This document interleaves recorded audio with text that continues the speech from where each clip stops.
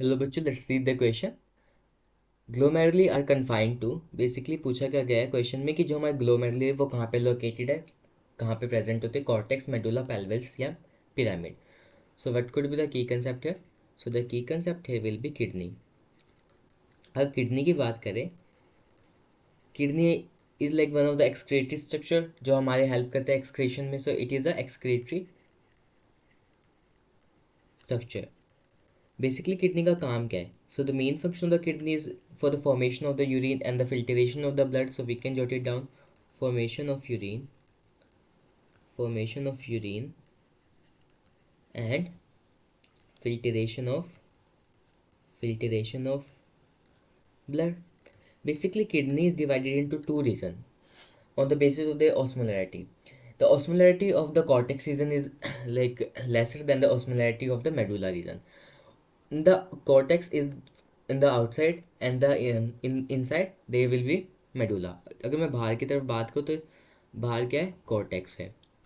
और जैसे जैसे अंदर जाएंगे उसमें लैरिटी इंक्रीज होगी and the inner region is known as what? Medulla.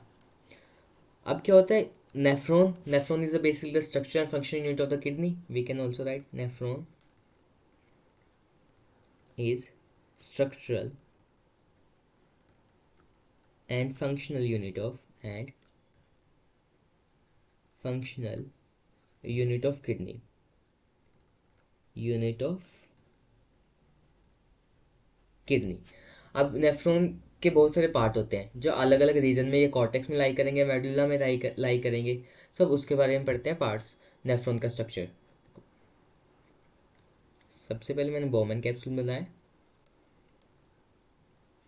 PCT, loop of Henle, DCT.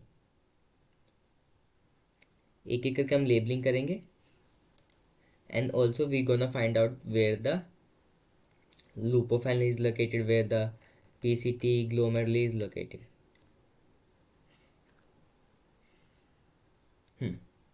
देखो, यहाँ से सबसे पहले एफरेंट आर्ट्रियोल आती है, वो यहाँ पे कैपिलरी नेटवर्क बना देती है. इसको हम क्या बोलते हैं? इसको ग्लोमेरुलस बोलते हैं, प्लूरल में ग्लोमेरुली.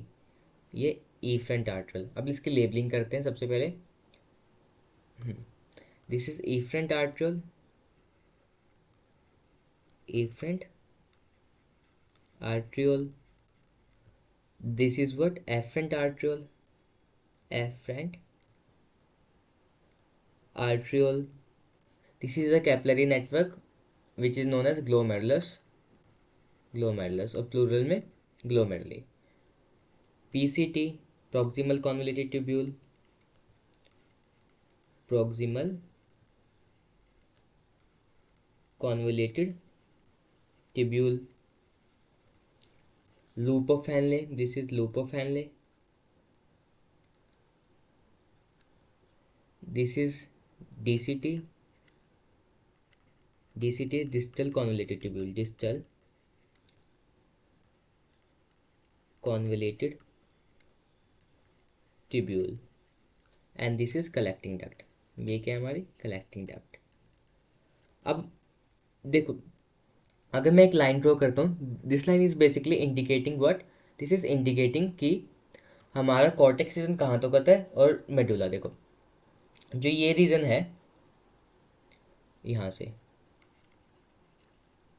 ये ऊपर वाला सारा रीजन कहाँ जाएगा? कॉर्टेक्स में.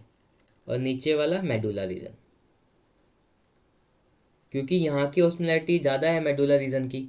अगर बात करें कौन कौन से पार्ट हमारे लाई कर रहे हैं आप कॉर्टेक्स रीजन में, कॉर्टेक्स में हमारा Bowman capsule. This is Bowman capsule. Bowman capsule. Bowman capsule हमारा ग्लोमेरुलस, पीसीटी, डीसीटी, ये हमारा लाई कर रहे हैं कहाँ पे? कॉर्टेक्स रीजन में. वेयर लूप ऑफ हैनले और जो हमारा कलेक्टिंग डक्ट है वो कहाँ पे लाई कर रहा है? It is lying in the medulla region.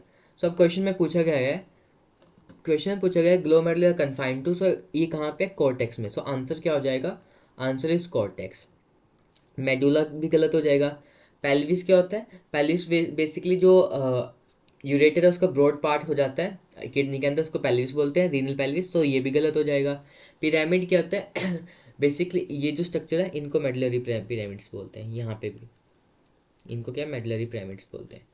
So pyramid भी गलत हो जाए। आंसर क्या हो जाएगा? Answer is a glomerular confined to cortex. We have just discuss it. Hope you understood that. Best of luck.